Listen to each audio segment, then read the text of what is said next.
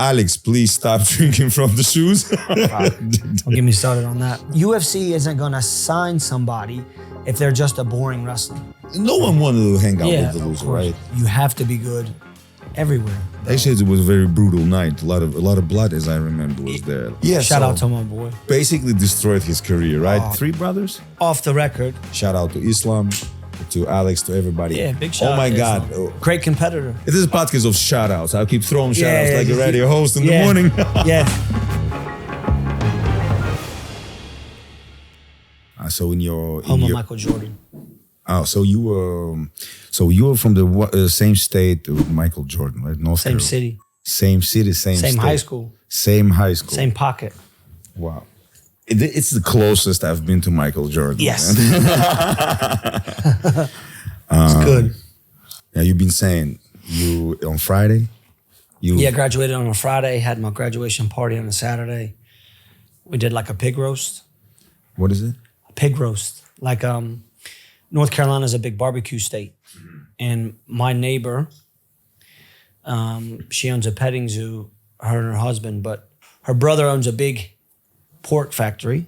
Okay, pork like pig factory. It's massive, and her husband, which is her brother's obviously brother-in-law, worked there. And instead of doing like hamburgers and hot dogs, he just came down at like 4 a.m., threw the pig up on the spit, and he had like a cooler of beer. Before your party.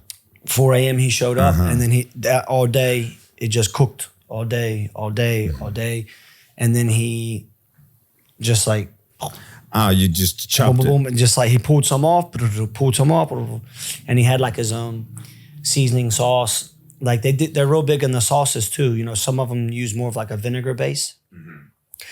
But we did that for my high school graduation, my college graduation, and then my brother's college graduation. We did a pig. So you graduated in North Carolina, and then you moved to Bloomsburg. Yeah, and Saturday, then Sunday, we packed up, my brother and we went up. He was going up to work summer camps for like wrestling because he had another year left in college. And I went up because I was starting summer school. So I applied so late to the school. When I got accepted, I only got accepted for summer school and spring semester. So my first semester, I was out of school and I just lived on my brother's couch and was basically like a training partner for whoever. If you needed to cut weight. And you've been wrestling like since 6 years old? Yeah, it started when I was 5.5. They pulled me out though because my attention span I just couldn't stay focused. Pulled me out, then they put me back in when I was like 6.5. Yeah, 7.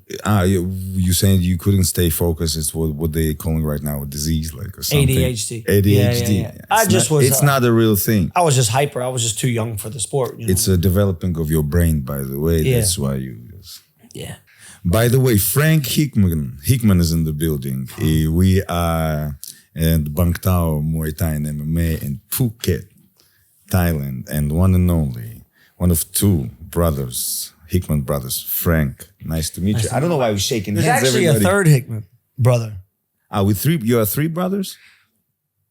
Off the record, non-blood related, Off the record, Joe right. Lopez, Volkanovski's head coach. Joe Lopez, I've drafted him in as the third Hickman bro. All right. The jiu-jitsu side, okay? Okay.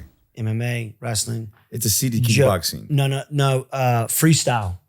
Freestyle MMA. Is Joe Lopez a city kickboxing coach? Joe Lopez runs freestyle MMA out of Australia. Eugene Behrman runs city kickboxing out of New Zealand. But we're all together. It's freestyle meets city kickboxing meets Ban Tao. So we all like kind of come together.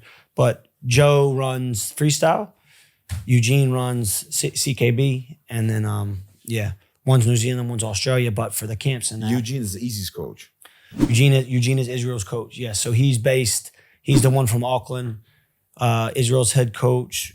Dan Hooker, Kaikara, France. Blood Diamond, Carlos. Brad's old coach as well. / same.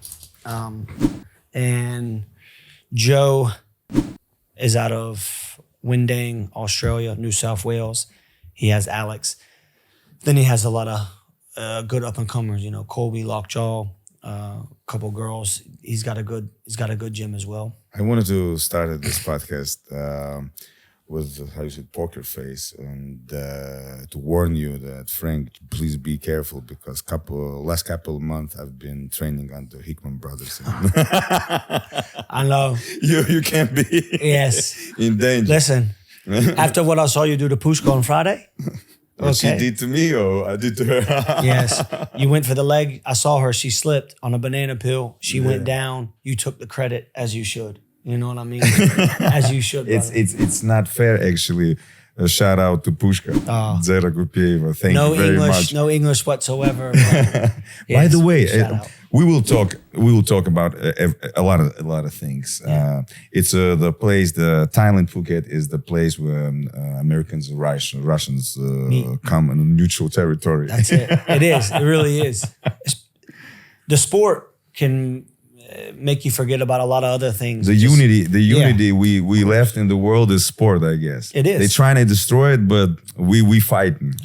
Sport brings everybody together. Yeah. You know, I was thinking about this the other day. I remember when COVID was happening and there was no sports going on whatsoever. You forget how, not boring, but you forget how big of an impact sports has on everybody, generation, money, financial, just overall sports and entertainment. You know what I mean? Yeah. Like, it's college football season, and then it's NFL season, and then it goes to college basketball, and then it's pro basketball, and then it's baseball, and then it's college. It just, everything streamlines together, you know, from NCAA, college athletics onto the pros. And when it stopped. And when it stopped, when they were at the basketball game and they delayed the game 10 minutes, and then within 30 minutes, the game was canceled and the whole season was shut down. That's when you knew it was mental. And, you know, in the States, we're spoiled with SportsCenter. We wake up, ESPN, every hour on the hour, boom, top of the hour, you put it on, top 10 plays, not top 10 plays, and it goes through stuff.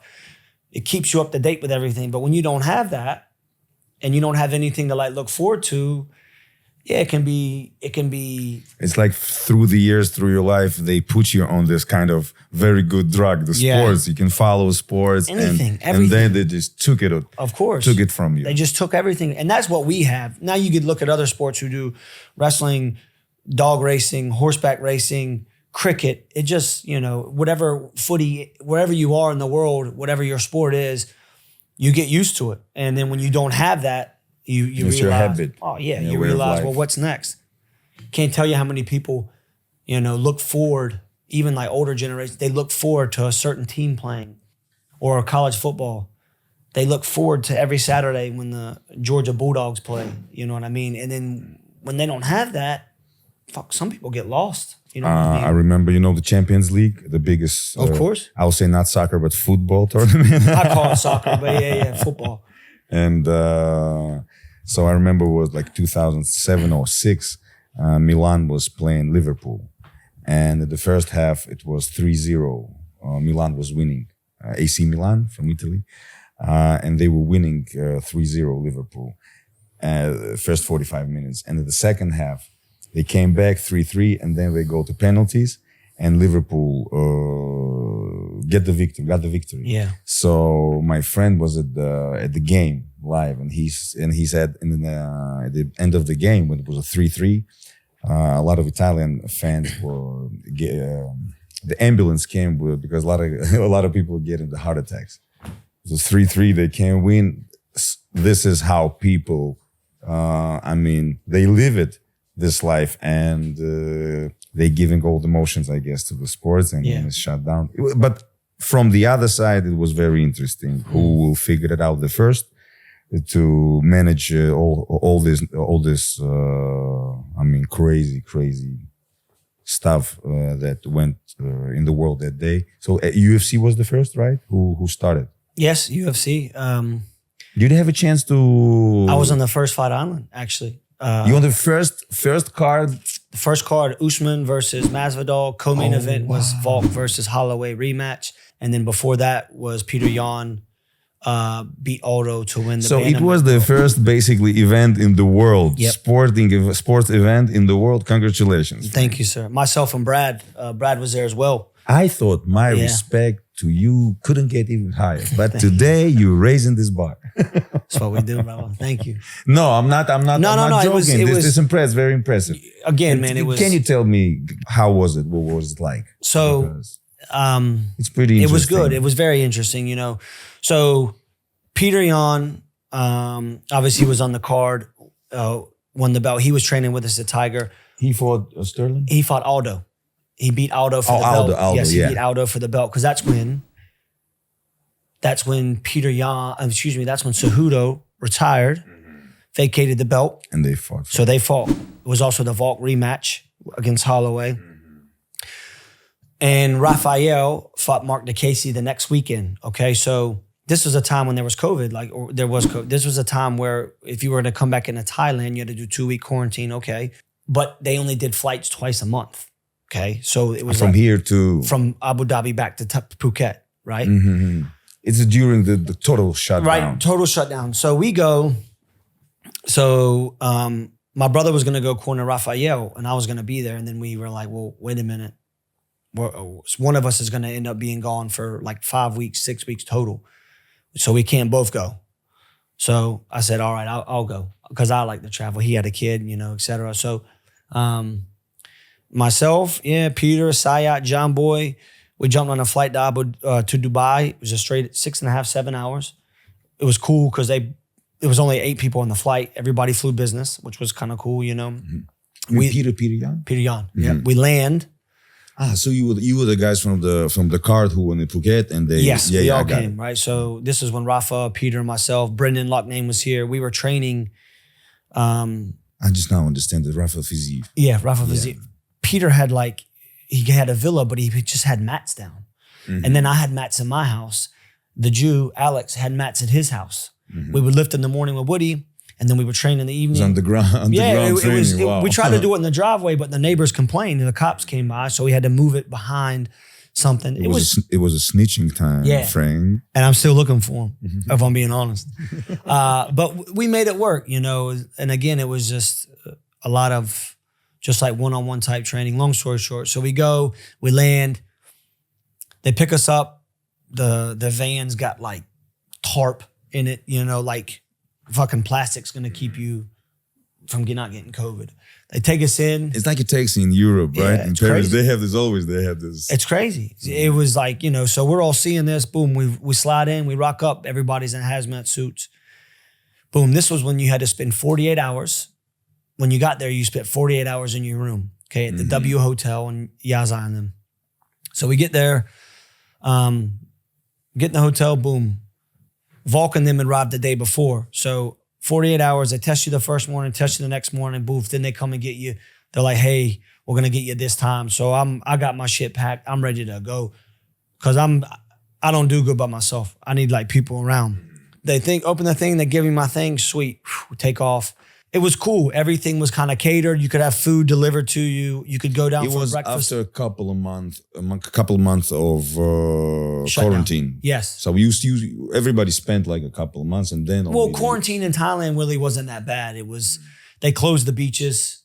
You could, once you got to the roundabout, you basically had to stay in the section you were in. Chalong stayed in Chalong, Rawai in Rawai, Nihar. You couldn't go through the stops. Okay.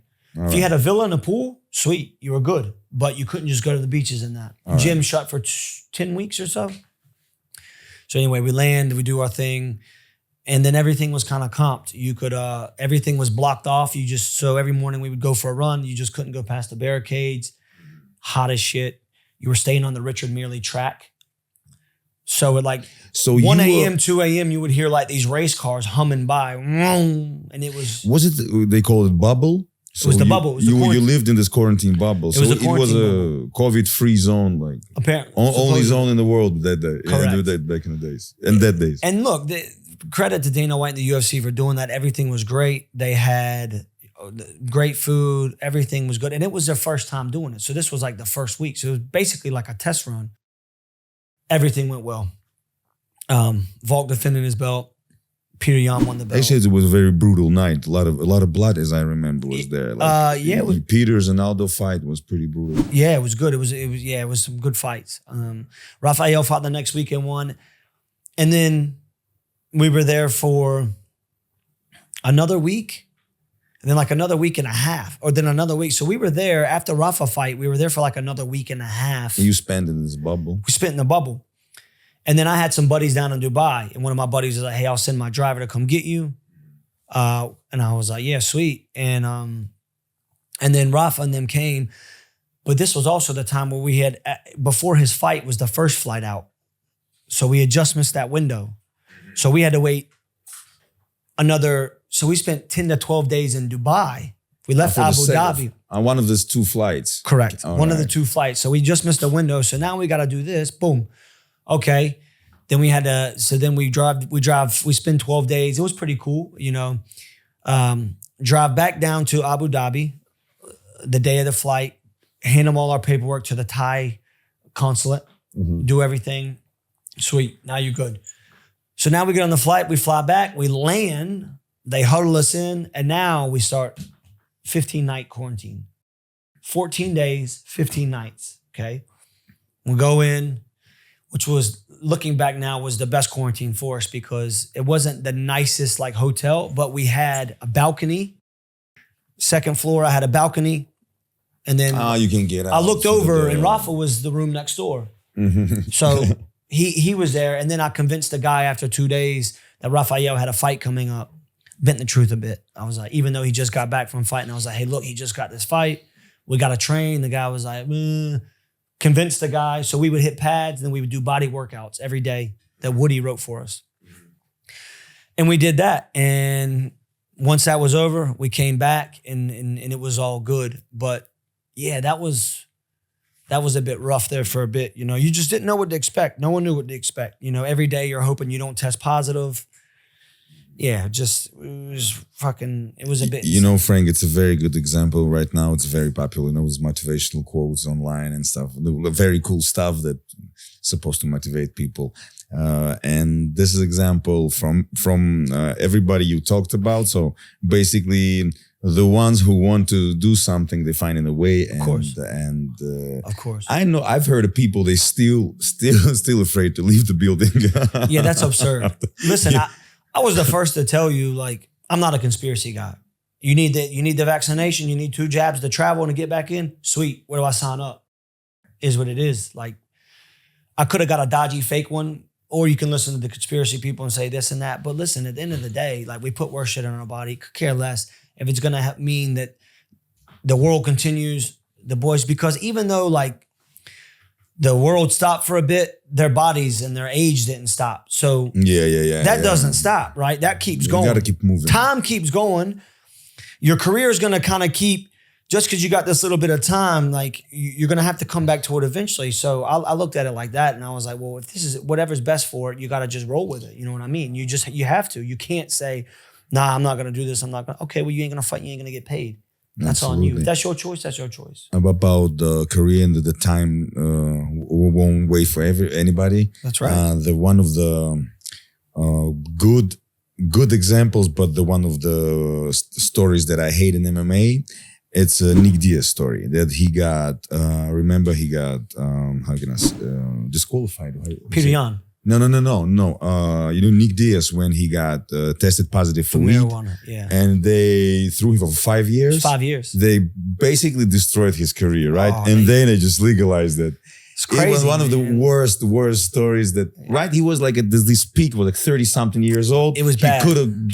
He could have done like a couple more good years, but not after 5 years. Realistically, they could have done it for a year. Give them 2 years, but don't give them 5. That's absurd.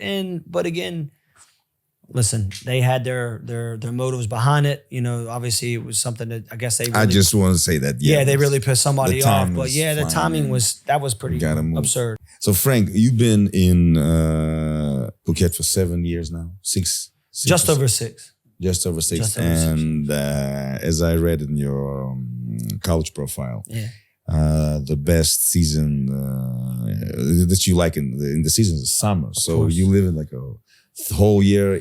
you're a South, so your boy from South, right? So we have a little similarities. I'm trying to catch on this Jordan story, you know, with you. I'm trying to catch all good. On this like angle. So you from South and I'm from South. So Ossetia is the South. And both our regions start from North. Yes. So it's kind of cool. Yeah. This is very South, cool place. Southeast. Yug.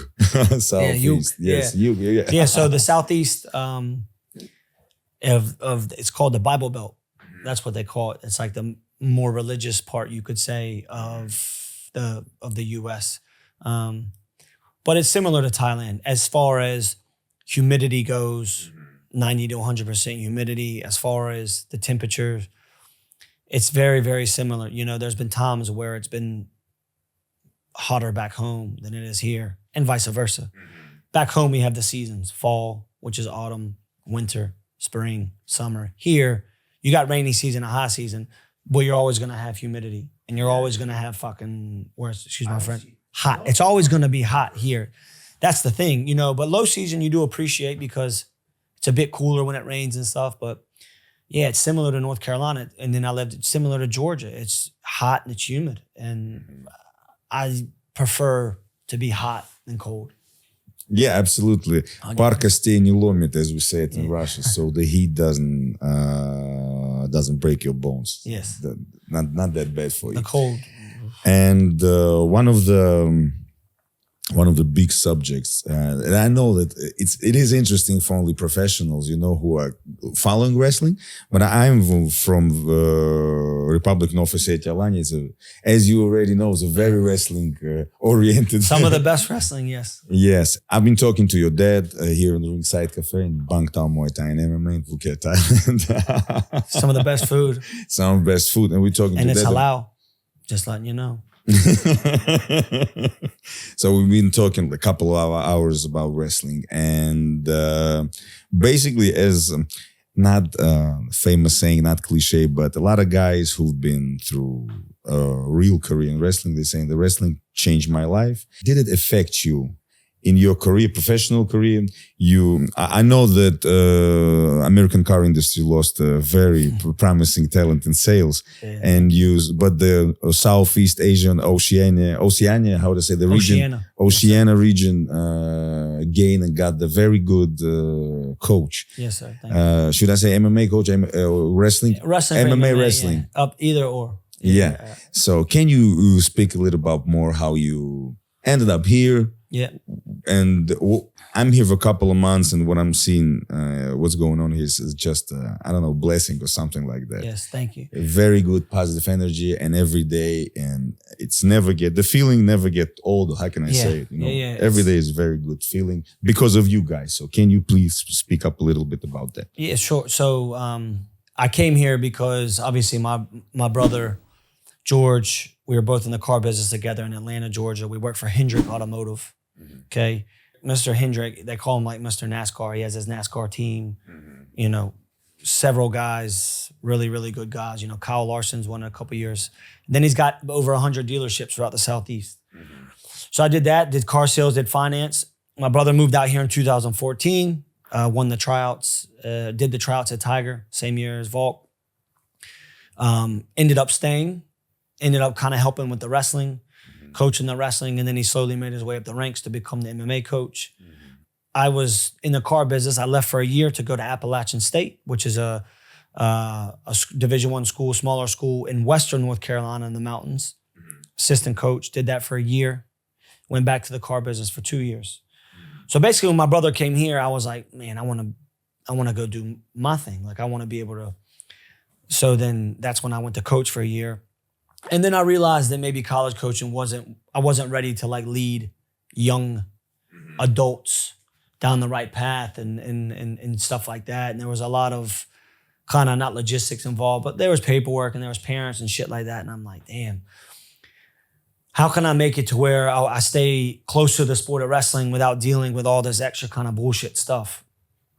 Went back to the car business for 2 years. Stacked my money a bit. Let's say amateur Olympic sports. Yeah, amateur Olympics. NCAA, like National Collegiate Athletic Association is what it stands for. But you deal with 18 to 23, 24-year-olds again, trying to compete, get to the next level, and while they're all still getting an education, right, in college. And I went back to the car business, and then in that transition, I had a month where I took a month off. 3 weeks, 3.5 weeks, I came here, visited my brother, stayed, trained a bit, fell in love with Thailand, and thought, man, it'd be cool one day to get back here full time. So when I went back to the car business, my brother was just on me for a bit. Hey, he's like, you need to come do this. We can do the Hickman Bros. I'll do the MMA. You do the wrestling. We'll just help each other. You know, you hear it enough. Yeah, blah, blah, blah. And then things just kind of started to fall in place. I had my car. I put it on Craigslist. Sold within like 2.5 weeks. This was end of February, maybe, right? February, et cetera. And then when that happened, I worked at a mini dealership. And every day I had the salesman pull it up and pull it around back when nobody could see it. And I was taking it home every night. Mm-hmm. Then I'd show up early, pull in the back, put it back on the lot. I did this for about 5 weeks, right? Never got caught, which was cool. But and then I knew in May, my lease was up. I was renting a house. I had my roommates. My buddy Davis was moving back home. My other roommates, Sean and Sarah, used to be together, not anymore, but they were going to get their own place. And then my other buddy Harold was going to do his own thing. So I didn't have to worry about that because I was a bit concerned, like, oh, I don't want to kick them out, put them, blah, blah, blah. But everything was kind of falling into place. And then I realized I was like 25, 26 years old. I was 27. So I realized, man, this is gonna work, right? So and my boss found out sooner than I'd like them to through somebody else. Somebody dropped a dime on me. So when he pulled me up on it, it was like the beginning of March. And I was just like, listen, I'll finish out the month for you. But then after that, I'm gone. And and then I did some traveling, saw my grandparents, went to a buddy's wedding, saw my old college coach. And then May 5th, 2017, I arrived in Thailand and jumped right into it. I didn't get paid for the first couple months, which was cool. I had some money saved, but obviously you got to earn your keep, right? And the best way to do that is you just jump into it head first. And that's what I did. I just jumped into it, didn't know fuck all about striking. Mm-hmm. And I was like sparring guys and who were like kind of like in the UFC or in Bellator. And all I was doing was just like covering up and just getting to a takedown. That was it. That's all I was trying to do. And then from that, I earned, okay, obviously this guy knows a bit about wrestling. He knows what he's doing. He's taking me down. How can I learn? And I really got plugged in with like the Russians and the Muslims, the Chechens, all that stuff, because when you compete with them and you like match a lot at that time. Yeah. And you match their intensity and stuff like that, that's how you like kind of get them to trust you, or you gain their respect through that. And that's what I did. I would wrestle with them in practice. That was my favorite part. It still is like competing with the guys a bit, stuff. So that's what I did. And from there. And you've been an MMA fan? Yeah, I've been a bit of a fan. I'd watched a couple fights. I'd been to when my buddy Derek Brunson, who's a hometown boy, fought Romero. I was there for that. But that was really the only thing I'd been to. I'd seen my brother fight live twice, I believe. And other than that, I didn't really keep up with the names as much. But now when I made the move, I obviously jumped and submerged myself. So from there, I was at Tiger for 4 years. Great opportunity. Thank you for everything, but it was just time for us to do our own thing. And then COVID happened, opened up our eyes. Fast forward, now we've had this for just over a year. So very fortunate to do this, be in the position we're in. And and sometimes in life, you just gotta make the jump, right? You don't want to, you can't have an exit strategy. You gotta like put all your eggs in one basket. And every day, and people say you should. The risk. Yeah, you have to. You have to take risks because you gotta take a gamble because you don't know. Car business ain't going anywhere. I can always go back into some sort of sales, but I just knew that this was like kind of still my calling. And now look at us. I'm very thankful for what we have now. Yeah, you should be proud of 100% that in this such a small period of time, you guys been achieving great success. And I, of course, wish you to maintain it. Thank you. And keep it on this level and take it even higher. You mentioned Kai France. Yeah. So my first time in Phuket was, I was in Nepal. There's a little story for you. I was in Nepal, in lake and mountains. It's called Pokhara or Phevu village and Lake Pokhara or vice versa. Vice versa? Or I wouldn't know. Yeah. No. So, I mean, по-другому. Are you asking me because I'm a geography minor? Yeah. But I wouldn't. I was in the hotel. Great place. So Beatles back in the days were doing something, some substances. Must be good. Yeah, must be good. Yeah. So I was in a hotel 2013 and I was on the Twitter. And I'm looking through Twitter and George St. Pierre tweeting, I just arrived to Thailand in Tiger Muay Thai. And I'm a big fan of George. And I'm like, what I'm doing here? And I have like a 2 weeks vacation and I was in this part of the world. And I was traveling Nepal. I came from India to Nepal. So I took to book the hotel here in Phuket and flew here 10 years ago and met Woody, then Peter, the German guy. Yes, Pete. Pete, yes. And I remember we even done a couple of sparrings with Kai. He was much smaller than me. I was like 90 kilos back in the days.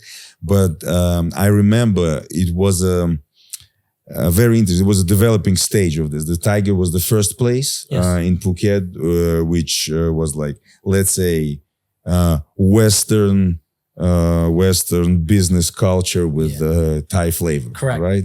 And I've been traveling here a couple more times through this 10-year period. And what's going on here right now, it's fascinating. aka Thailand, Tiger, a lot of gyms. Yes, sir. I'm sure I don't know a lot of them. But as I understand, this place, Ban Tao, it's like, I don't know the right word, but you know, when you, through the years of experience, you take in the best and you put it in the one place. Because it's very good to see all the team here. Through the years, there's a small, Phuket is big, it's small at the same time. You remember Joey, girl from Thai? Yeah, I met her yesterday at the taco place. And Joey's awesome. Shout out to Joey. And every time I come to Phuket, I met her, like in Chalong area with Tiger. Hey, Joey. Hey, Joey. That's what I always say when I see her. Yeah, hey, she's great. She's great. Her smile, beautiful smile.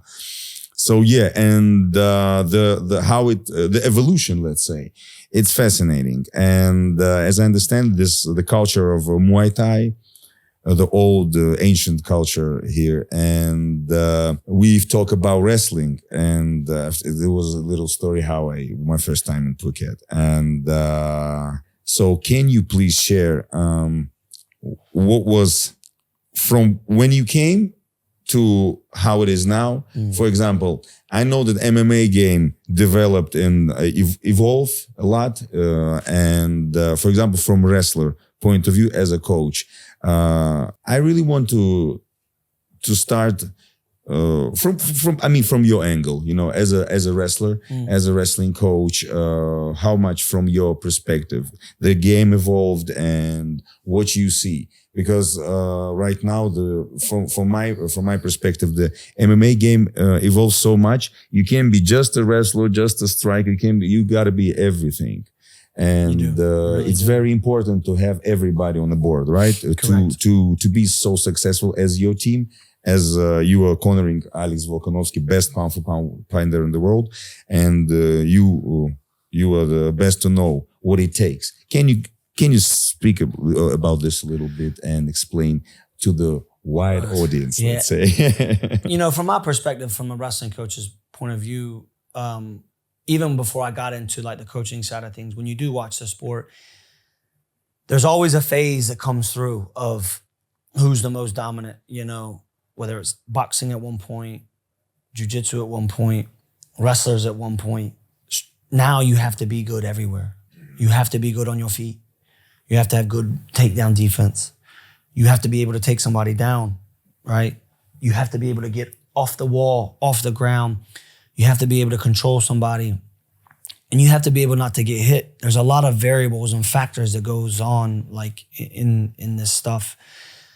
And that's just a normal, like typical let's say sparring session, but within you chuck in the fact that you're on TV in front of 40,000 people, millions of people around the world are watching, and there's money on the line, and there's reputations and all that stuff. There's a lot more that goes into play, and then you have to chuck in the mindset, right? You have to chuck in the mental side of things, which in my opinion, from a wrestling standpoint, 90% mental, 10% physical, right? Your body can break down and stuff like that, but your body can keep going if your mind tells you can. In wrestling, you can talk yourself into a match. You can talk yourself out of a match like that, right? In a second. No questions asked. If you start second guessing shit, things can go downhill. But if you keep that confidence and then it can get you out of a lot of stuff and you can exceed expectations, whether it's yourself or whether it's other expectations, because you're so strong mentally. And I think nowadays with the sport evolving and with more countries getting involved and more gyms opening up and more coaches and people who used to fight now coaching, there's so much and there's so many more eyes being drawn to the sport that you have to be good everywhere, There's no more of, oh, he can just wrestle or he can just strike or he can just do jiu-jitsu. You have to be able to do it all. And not only that, you have to look at it from a business side of things. Mm-hmm.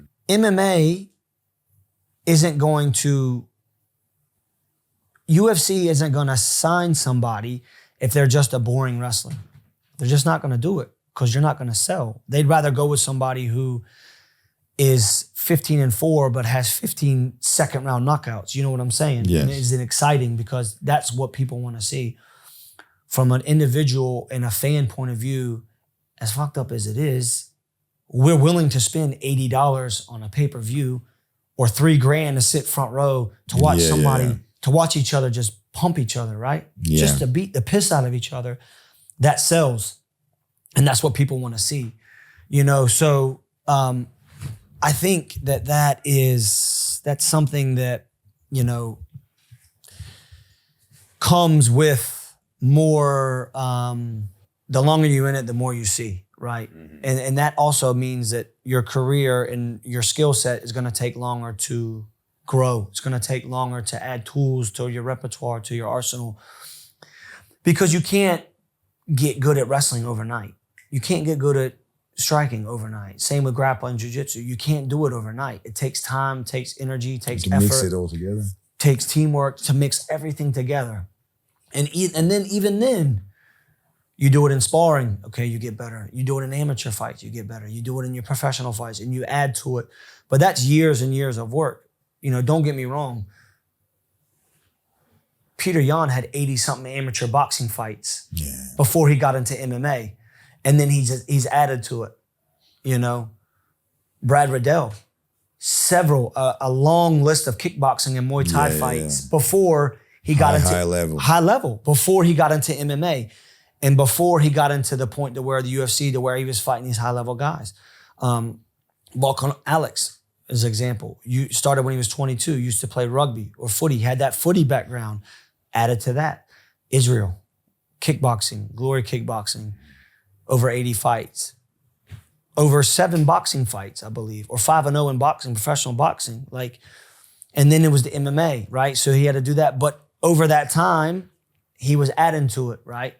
He was still fighting kickboxing. And from what I'd heard, because I didn't meet Israel till I didn't start helping him, till he fought Gastelum. I'd met him before, but while he was still doing kickboxing, he was still doing a bit of wrestling. He was adding to it. So these guys, yes, they're great at their craft, their certain craft, but they take their weaknesses and they add to it. They add to it. They add to it. And that's what you have to do. You know what I mean? You have to do that nowadays. You can't just go out there being a BJJ black belt and expect to perform at the high level. And you obviously, if you take a guy like, knock on wood, I like watching Ryan Hall, but if you're just going to roll around for ankles and stuff, you're going to run into somebody who's going to stop that. Fight with Tapuda. Of course. Oh my God. And then and I'm not downgrading anybody's skill set, because if I probably rolled with Old Mate, I'd probably take him down. But there'd be a point where I'd be tapping because he'd be wanting to snapping my ankles off. But that's only going to get you so far. You have to have the tool set. I totally get what you're saying. You have to have the tool set. So again, with the more the sport evolves and the more stuff. And it's important that you're saying it. It is, yeah, it's important because people think that everybody's in a rush. I want to get to UFC. Sweet. I hope you get to the UFC. I hope you become a champion one day.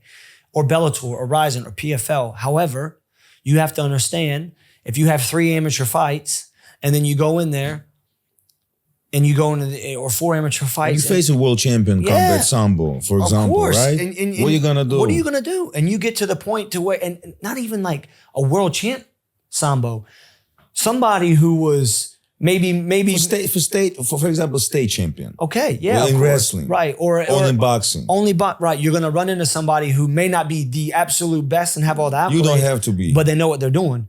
They're going to hold you down. Is it right, for example, in certain point in wrestling, the MMA fighter won't understand any difference? For example, NCAA champion, for example, and world bronze. Right. So he will get enough to understand that it's enough for him for this wrestling. Yeah. You don't have to be like Olympic champion for him to understand it, right? I mean, well, you know. For an example, Israel beat Yoel Romero.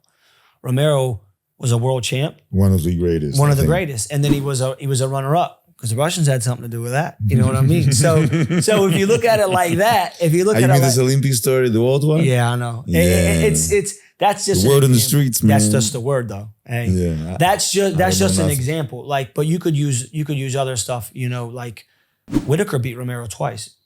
Whitaker doesn't have that good of. He has I think he was like a Greco-Roman or a freestyle guy in Australia. Right, not even close. Right, not close. You can't compare. You can't compare that. But when you put him in a playing field to where, okay, now he's great at his karate and stand-up. Okay, this guy's great at wrestling, and they both meet like this.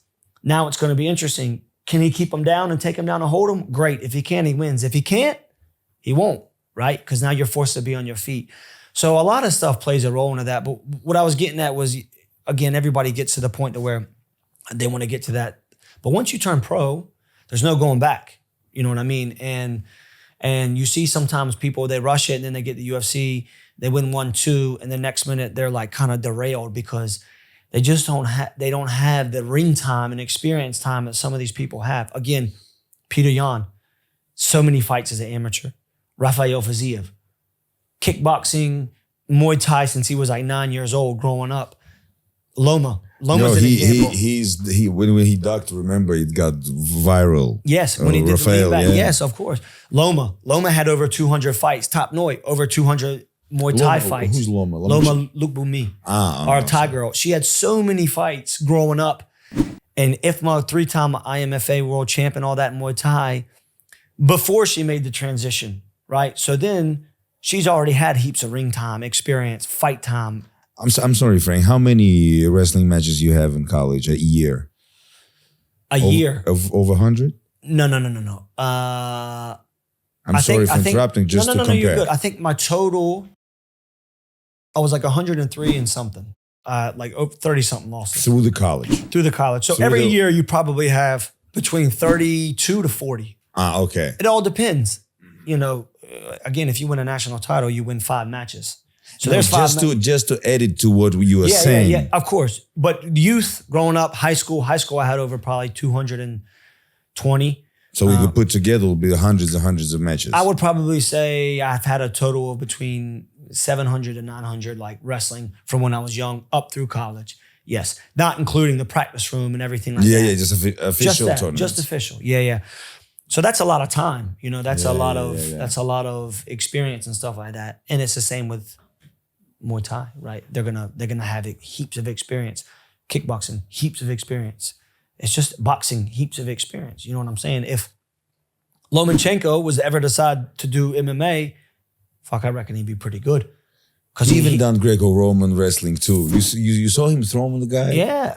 Again, it's when you have that ring experience and stuff and that ring time and the craftiness, it's gonna obviously help you. I think that when you achieve this level, like for example, like Lomachenko in martial arts, for sure he will decide to make a transition. Yeah. It took him a year, but I'm thinking this type of intellect, like how is it, Intellectual. Yeah, like the brain, the sports brain. His fight IQ. Yes, fight IQ. He can get everything Yes. very quick. Especially he dance. He wrestle. He done everything. Well, I saw him kicking pads when he was in Pattaya, like at the Venom gym. He was kicking pads, and fuck, he kicks better than I do. Not saying that I'm like, Yeah, you can see, you can build. But the way what you're he saying, was you can doing build on it. It was great, right? So yeah, it's a foundation. It's a foundation, and you build from there. And because of the internet, the globalization got us all. So we kind of began thinking pretty much the same around the world, and we have the very, very alike problems.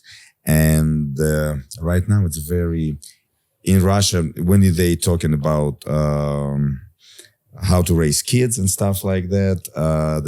Right now with the social media and all this progress, let's say, people want to do everything very fast, right? So back in the days, to be successful businessman, it will take you decades to build the capital, right? Yes. And after, I think the .com boom, so this IT billionaires, that overnight billionaire, for example, not overnight, but you know what I mean? Yeah. And the young kids think maybe the UFC, as soon as the earlier I can get to UFC, it's better. It's not. And we've seen these super promising prospects, 19, 20 years old. And even now, the Mexican guy, who was 18. And everybody thought he will be the next big thing. Yeah. And the second or third fight he got. His third fight. Yeah. Shout out to my boy. He's a great kid. Just to the Roses, yes, Roses. Yeah, the Roses. He's good kid, great family. Still learning. You know what I mean? Yeah. As I understand what you're saying, you can't skip this organic process. Cannot. Especially somebody even if that you believe young. In something. Your body hasn't matured yet. You're still growing. You're still maturing. Your body's still filling out, and you're going up against people who are late 20s, early 30s. Like they have different strength, right? They have different strength. They have, yes, they do. They've been around. Group, I guess, they've been around for 8 to 10 years longer than you. So, when they were, riding bikes or getting in fights like in middle school, you were just being born. That's just an example. But yeah, that's an example, and you see it a lot. Not just him, because I don't think one loss is gonna like really deter somebody and get them off, and then there goes that. I do think Raul one day will be a champion, right? But yeah, like you said, also is everybody's in a rush, right? And the thing with the UFC or any Ryzen or Bellator or PFL is great when you're winning, but when you start not, right, then you realize, or maybe you don't get the attention you used to get. Maybe you're not on the main card like you used to be. Maybe you ain't getting the same treatment. And then it's like, okay, then it's kind of like this. Well, boom, we're going to kind of not go the other way, but who else is coming through, right? It's a cutthroat type of thing, industry. And they don't really prepare you for that. And they don't tell you about that. But listen, at the end of the day, the business, if you do right by the fighters and stuff, it's great. But also, it's a business. It's like anything. UFC, it's like the NFL. It's like the MLB. It's like the NBA. Nowadays, of course. It's great when you're flying and when you're doing this. But when shit ain't going your way, right, then you got to start not reevaluate, but you got to start saying, oh, damn, well, this isn't what I thought it was going to be. We say in Russia that the victory have a lot of fathers, but the loss is orphaned. Right. And there's after I think the Russian nationals, the freestyle wrestling, some of the like flyweights were standing and giving interviews, and 30 journalists was surrounding him. And the guy who lost in the finals was on his knees by himself, 10 meters away. Yeah. And it's a very recent story. You mentioned Derek Brunson, right? Shout out to Derek Brunson. Yeah, hometown boy, a good fighter. And he fought in March in John Jones serial game card. Who he fought? Bo Nickel? No, Duplessis. Duplessis. Dickless Duplessis. Yeah, that guy. Yeah, I fought him. Well, shout out to the true African boy. Don't get me started on that. But And so I was leaving the airport after the fight, UFC 285. Anyway, so I was taking a picture. You know this, when you at the Vegas airport, you can see the strip and the mountains. When it's early in the morning, it was very, fresh air, the good picture. And I was taking a picture. And the bus, the small bus that comes to airport, stopped. Nobody's there. Only myself and the bus. And I see, and Derek lost that night, last night. Just last night he lost. And he was leaving airport by himself. And I told the guys when I came back, and I said, hey, what's up, champ? And I'm just kind of trying to cheer him up. Yeah, cheer him up. Yeah. He's an athlete. Anyway, win or lose, you're an athlete. Only respect, right? From me, at least from me. So, and I told the guys, you better work hard and be prepared for everything, because when you lose, it's not like no one wanted to hang out with the loser, right?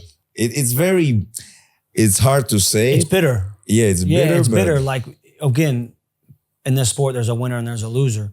And as much as you always want to be on the winning side, there's times you're going to be on the losing side, however it is. But yeah, I didn't have enough good English to explain the story in a good way. Yeah, you just try to cheer him. You try to cheer him up, say head up. And I can see the guys in the UFC, and he's by himself. Nobody even driving him to the airport. You know what I mean? Yeah. And he's in the UFC. Yeah. And maybe he was waiting on his Uber or something. Maybe they set up the transport for him. But I see what you're saying. You know what I mean? Don't disrespect to Derek Brunson or somebody. I know what you mean. And you got to work hard. Yeah, you see that. Like, I'm sure several coaches can relate. When you win, the messages fly in. When you win, the Instagram, the messages are like boof, and everybody's like posting like you, blah, blah. But when one of the boys or the guy you're cornering or the girl you're cornering loses, it's significantly lower, right? It's significantly lower. It's not the same like my bro saw you on TV. It's none of that, right? Absolutely. It's like maybe like the walkout, but then afterwards, it's not really anything. So, yeah, everybody, again, like you say, that's sports, life. Everybody wants to be around like the person, the guy or the girl who's always getting the hand raised and cool like that. But when you don't, it's like you said, nobody wants to like hang around the guy or the girl. Not nobody, not everybody. Right. But you realize like a lot of good people family, who support friends, you. Of course, the supporters, stuff like that. They don't care if it was a win-loss or a no contest. Like they're going to back you regardless. They've flown to Vegas to support you or wherever it is, or Perth, Australia, and they're going to back you. And that's how it is. But yeah, like you said, man, I just saw something the other day. Messi scored the goal. The first in Miami. Right. Did you see how everybody was filming LeBron, Serena Williams? Right. It's the first time this type of people filming somebody together. So, I never saw right. it. I thought LeBron owned part of Liverpool, didn't he? Something like that. I don't know. Yeah. He owns a bit of Liverpool or I think it's not Man United. Some soccer football teams. Yeah, I think it's a bit of Liverpool he owns. So, yeah, wow. But Messi effect is huge. Messi effect's huge. I never thought that he would be that huge in the United States, because always in the United States, he would. I figured he would. Somebody like local American. First it was David Beckham, right? Then it was. Beckham was very huge. What's the tall guy who went and played for the LA Galaxy? Yeah, did a hat trick his first thing. Him, and now it's Messi. Yeah, right. Now it's Messi. It's the Messi effect. We're forgetting very fast right now. Right? Yeah, I forgot about this. It's always going to be like something new that comes in, like, and you can see it. You can see it like with the. You can see it with the boys. Like, or even with Loma, like you see it with Loma, like, she's doing great and stuff like that. And there's like Thai hip hop rappers and stuff like that get behind her, which is great. I love that. They should always be doing that. You should always support your countrymen and stuff like that. But, and then you see, whether if it's Israel and that, or, Burna Boy, they're both Nigerian guys like that. Shout out everything like that. And then with Alex, he's Greek and Macedonian. You got Nick, I'll probably pronounce his name wrong, Nick Yergos or something, the tennis player the really good tennis player who's also Australian, but he's also part Greek. Again, like that, right? And then other people, the Brazilians, they have people who like back them and stuff like that. So people kind of come out and they do that. They should always do that, but you see it more as the more popular they get, you see more of it, right? You know, you see people who show up, and with Israel, you know, there's several NFL players that are Nigerian that play in the NFL that come to the fights and stuff like that. There's the magnitude of the star getting bigger and bigger. The scale and the magnitude, because of all the instruments right now of the star, it's getting huge very fast. Yeah. And everybody has, the bigger they get, the backing. Dustin Poirier has a lot of fans from the New Orleans, Louisiana that come and back him, right? Yair Rodriguez had several Spanish famous people that backed him.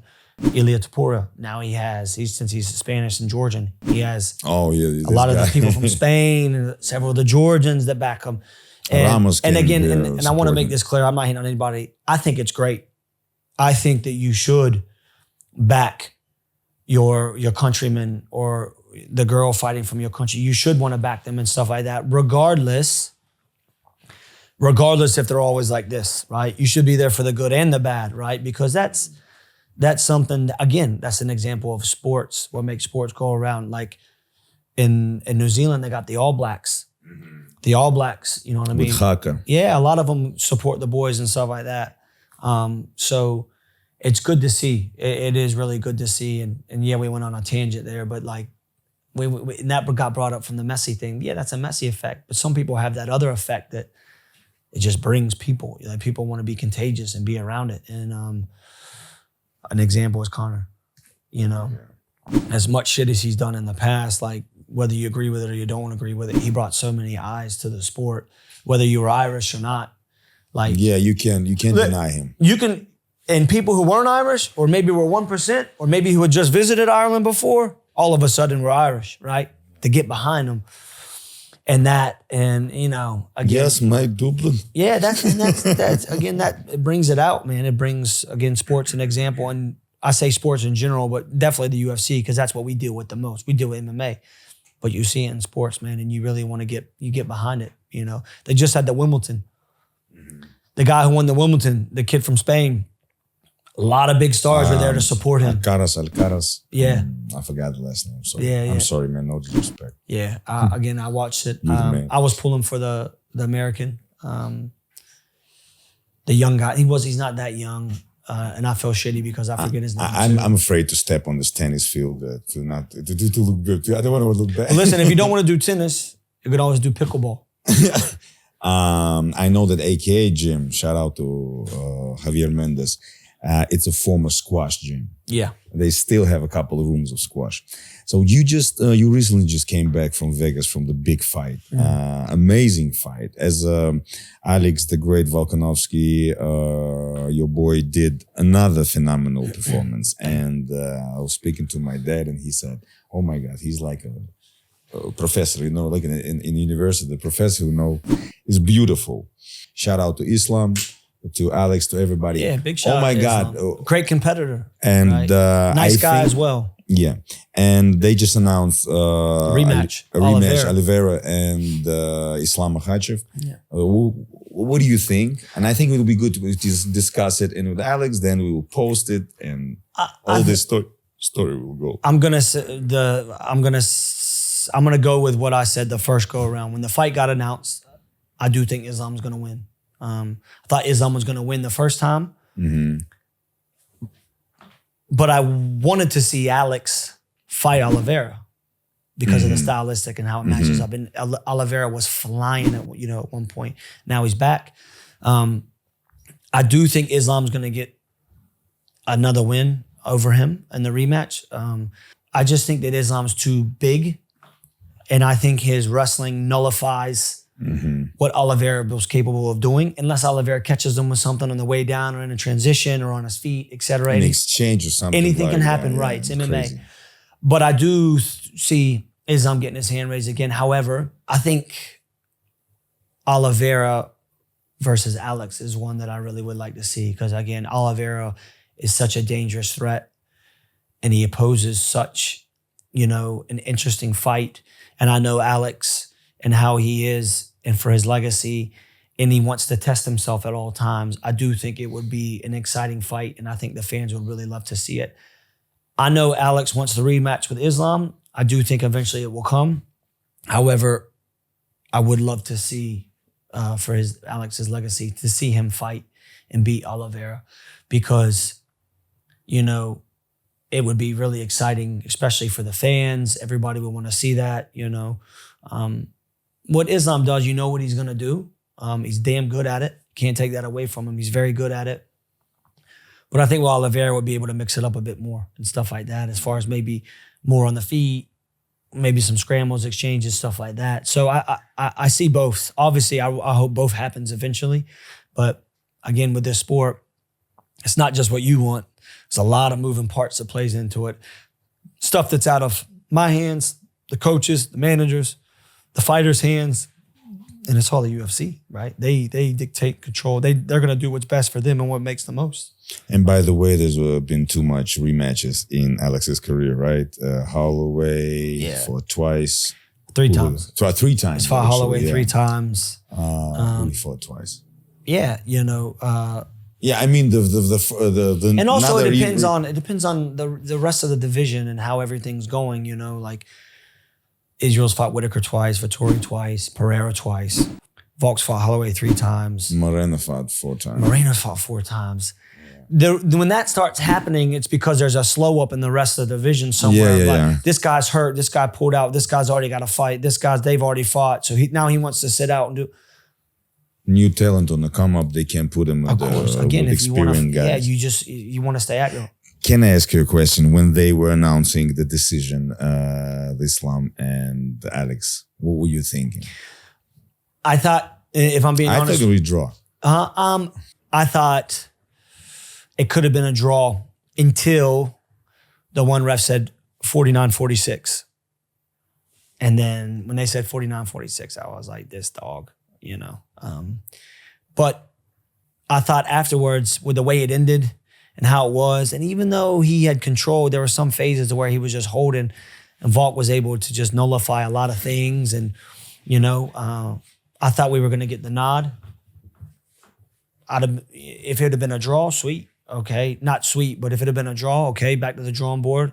Surely we're going to have another one because everyone loved it. What's next? But, like Volk said, nothing wrong with challenging yourself. He's a better fighter. He's a better man for it. So, again, you got to take your hat off to Islam and his team. They know what they needed to do.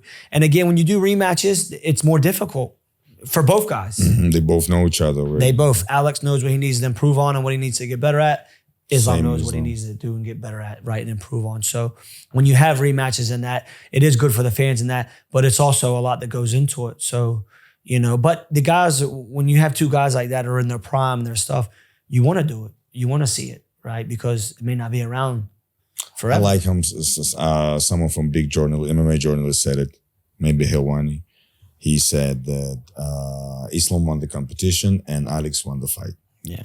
Because of the judges, Islam won, I guess. Yeah. But the end of the fight, and I like the starting like little trash talk online. Yeah. And then now the fight with Oliveira. I was waiting for something. Yeah. And Alex said, cool. Stop running. I was like, yes, and then, you're having a fight. And then old mate chimed in, Tapuria, and he said what he had said.